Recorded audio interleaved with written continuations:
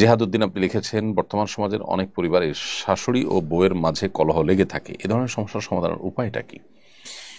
বেশিরভাগ পরিবারগুলোতেই দাম্পত্য কলহ মূলত বউ শাশুড়িকে ঘিরেই শুরু হয় এবং এটির ফলশ্রুতিতে কত ছেলে যে এ পর্যন্ত আত্মাহুতি দিতে হয়েছে বা তারা আত্মহত্যার পথ বেছে নিয়েছেন অনাকাঙ্ক্ষিতভাবে, অপ্রত্যাশিতভাবে, সেটা আসলে বলার অপেক্ষা রাখে না। তো বউ শাশুড়ির মাঝে যে কলহ, এই কলহ দূরের উপায়টা কি?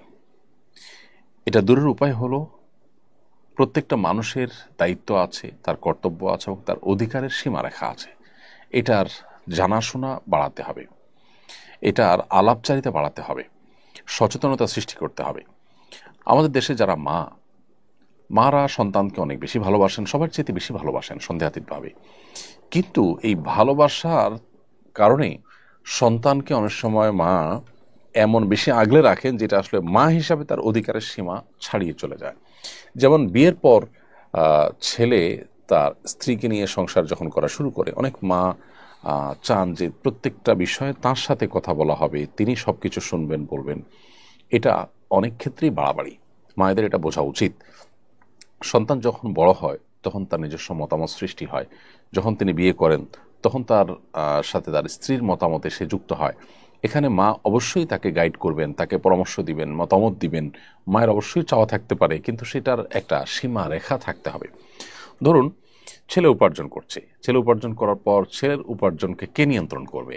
স্ত্রী চান তিনি নিয়ন্ত্রণ করবেন, মা চান তিনি নিয়ন্ত্রণ করবেন। আর শরিয়ত চায় যিনি উপার্জন করছেন তিনি তার উপার্জনকে নিয়ন্ত্রণ করবেন। সন্দেহাতীতভাবে মায়ের প্রতি রেসপেক্ট থাকবে, মায়ের পরামর্শকে সর্বোচ্চ আমল নেওয়ার চেষ্টা করবেন। আর স্ত্রীর যা পাওনা প্রাপ্য আছে সেগুলো দিবেন এবং তিনিও কোনো যৌক্তিক পরামর্শ দৃষ্টিকে আমল নেওয়ার চেষ্টা করবেন। কিন্তু দিন শেষে সিদ্ধান্ত নেওয়ার ক্ষমতা ইসলাম দিয়েছে যিনি উপার্জন করেছেন তাকে। এখন মা যদি মনে করেন যে ছেলে আমার উপার্জন করে সব আমার কাছে দিবে, আমি যা খুশি তা বউকে দেব বা দেব না। অনেক প্রবাসীরা আছেন, তাদের উপার্জনের সমস্ত টাকা বাবা মা আশা করেন যে আমাদের কাছে দিয়ে দিবে, আমরা আমাদের মতো কিছুকে নিয়ন্ত্রণ করব। এগুলো সবগুলোই কিন্তু বাড়াবাড়ি এবং বাবা মা হিসাবে তাদের যতটুকু অধিকার আছে তার সীমা ছাড়িয়ে চলে যাওয়া। সন্তানের প্রতি বাবা মা যদি জুলুম করেন তাহলে সেক্ষেত্রে আল্লাহর কাছে কিন্তু জবাবদিহিতার মুখোমুখি হতে হবে, সে বাবা মার কিন্তু বিচার হবে। অতএব এই মাত্রা জ্ঞানটা আমাদের মধ্যে খুবই কম এবং এর কারণেই কিন্তু কলহগুলো বেশিরভাগ ক্ষেত্রে হয়ে থাকে।